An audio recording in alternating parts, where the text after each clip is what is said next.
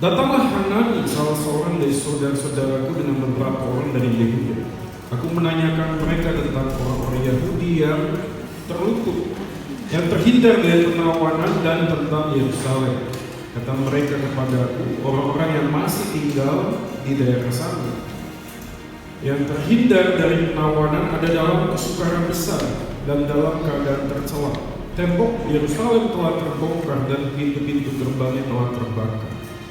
Ketika aku dengar berita ini, duduklah aku menangis dan berkabung selama beberapa hari.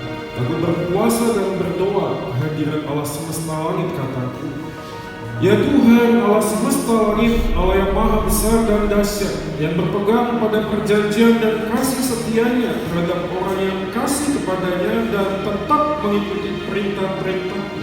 Haleluya, haleluya. Dahului teman-teman sekalian, saya membaca banyak buku tentang leadership, tentang visi, ya, dari Zig Ziglar, Bill Hybels, Rick Warren, lalu juga yang terkenal The Master of Leadership, John Maxwell, ya, yang konon beberapa kali dibuatkan seminar-seminar dan sebagainya, dan semuanya hampir nyaris berbicara tentang visi, berbicara tentang tujuan hidup manusia. Setiap kali ngomong visi, definisinya itu terlalu banyak. Tetapi setiap kali bicara tentang visi, paling tidak saya bisa buatkan dua bagian yang besar, yaitu yang pertama adalah selalu bicara tentang profesi. Jadi visi itu selalu diterjemahkan kepada kita, apa sih yang menjadi panggilan gua dalam kehidupan ini? Apakah pedagang, apakah bisnismen, apakah dosen, apakah dan lain sebagainya. Visi selalu diterjemahkan dengan profesi.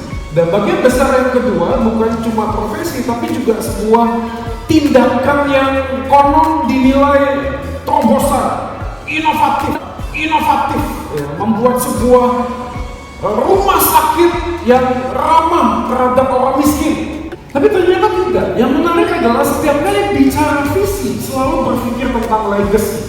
Ya. Visi selalu bicara tentang legacy. Apa yang sudah akan dikerjakan hari ini, besok, bulan depan, tahun depan, akhirnya adalah apa yang akan saya tinggalkan di dalam dunia ini. Penulis itu hidup dua kali. Kenapa? Karena karyanya begitu orangnya mati masih bisa dibaca. Betul? Vlogger hidupnya lebih dari 2 kali. Karena waktu buka YouTube, Nabil Qureshi yang sudah meninggal 2 tahun yang lalu, hari ini YouTube-nya terus didapatkan oleh banyak orang. Gue mengajak kita semua untuk berpikir gini, ini bukan masalahmu mau jadi apa. Nilai yang utama di dalam sebuah panggilan, isinya sebuah bayangan masa depan untuk sebuah peristiwa atau suatu keadaan atau pekerjaan yang terbaik bagi Tuhan melalui saya. Jadi kalau ngomong yang terbaik bagi Tuhan, lu mau jadi apapun oke, dokter oke, pengusaha oke, YouTuber oke, gak masalah, gamers oke. Kenapa? Kan berpikirnya tentang 5-10 tahun apa yang terbaik yang gue bisa tinggalkan buat orang lain. Nama Tuhan lebih ditinggikan melalui di dalam hidup saya.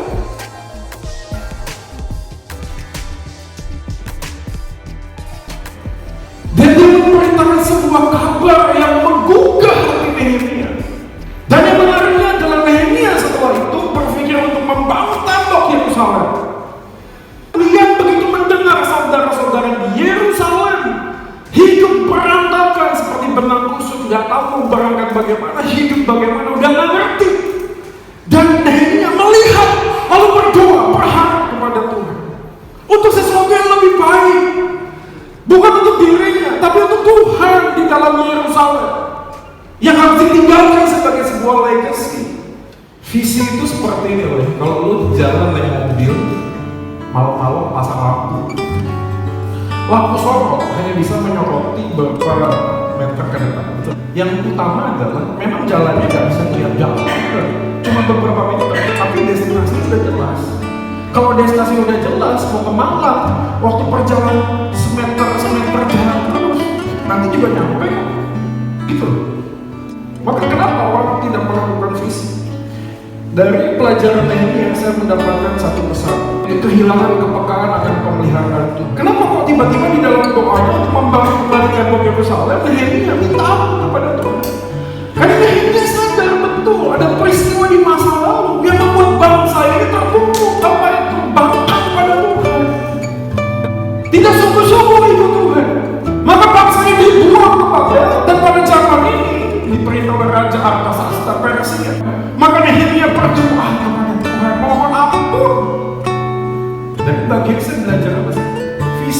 sesuatu yang lebih baik di depan. Dimulai dari bagaimana kau melihat masa lalu.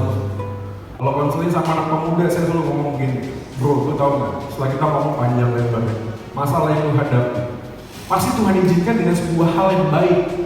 Gini loh, paling tidak gue bisa menangkap satu pesan. Kalau gue duduk di sini, lu duduk di sana. Lu punya masalah, lu ngomong sama gue. Gue bilang cari Tuhan. Lu tau gak kenapa gue bilang cari Tuhan? Karena gue dulu ada di kursi lu. Dan gue dulu sedang kepada konselor ngomong, Pak tolong saya dibantu, saya punya masalah. Dan hari ini gue ngomong begini, lu datang ke gue konseling tentang masalah lu. Kalau lu sudah ketemu sama Tuhan, suatu kali Tuhan pakai lu duduk di kursi gue. Kenapa? Karena di satu momen yang dipimpin Tuhan duduk di depan lu untuk ngomong apa? Gue tahu rasanya patah hati, sakit hati. Tapi gue ketemu Tuhan, wah. Lalu Tuhan memberikan damai sejahtera di dalam hati saya. Dan saya bisa move on, bukan cuma move on, gue bisa move on melihat Tuhan lebih baik dan lebih indah. Dan hari ini gue dari sini, gue ngomong sama lu. Itu gak sih maksudnya? Namanya Thomas Aquinas. Tapi Aquinas menawarkan sebuah teori bahwa kalau kau pengen melihat Tuhan yang tidak kelihatan, coba lihat semua hal fenomena yang terjadi dalam dunia ini. Bukan hanya sekedar benda-bendanya ada, barang-barangnya ada, bulan dan bintangnya ada, tapi semua di jagat raya alam semesta ini diatur oleh sang maestro dengan sangat indah.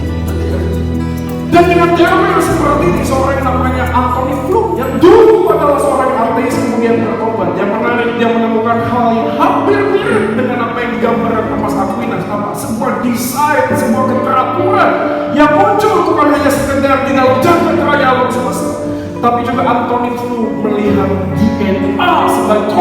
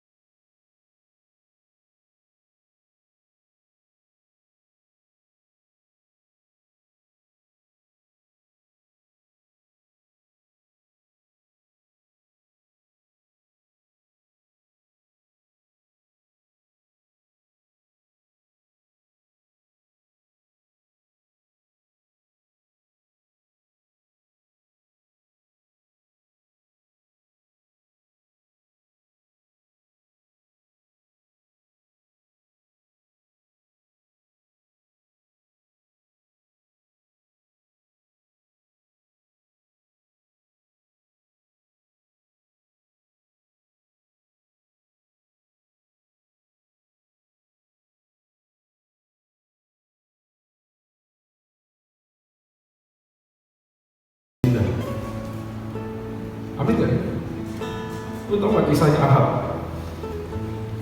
Tahu baca yang tentu raja-raja. Dia juga keren kisah Ahab. Dia mau ngelawan satu bangsa dengan pasukannya sendiri udah bisa menang. Dia colek-colek Raja Yehuda Yosafat. Kita gabung aja.